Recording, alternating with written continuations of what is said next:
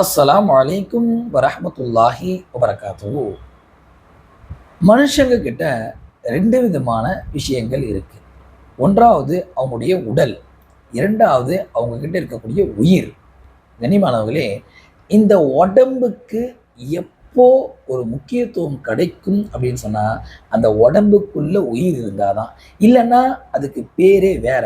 பிணம் அப்படின்னுவாங்க, டெட் பாடின்னுவாங்க. கண்ணியமானவர்களே, இந்த உடம்புக்கு இன்னைக்கு சுப்ஹானல்லாஹ் முடிய என்னென்னமோ போட்டு அழகாக்குறோம், மூஞ்சிக்கு என்னென்னத்தையோ பூசுறோம். சில பேருடைய பாத்ரூம் ஃபுல்லா அடிக்கி கிடப்பாங்க, பவுடரா. கண்ணியமானவர்களே, நிரந்தரமானது, அழியாதது இந்த உயிர் தான். என்ன இந்த உடம்ப கூட கொண்டு போயிட்டு என்ன பண்றாங்க, மண்ணோட மண்ணா மக்கி போயிடுது. ஆனால் இந்த உயிர் அல்லாஹ் கிட்ட போகுது. எனவே உயிருடைய தேவை என்ன?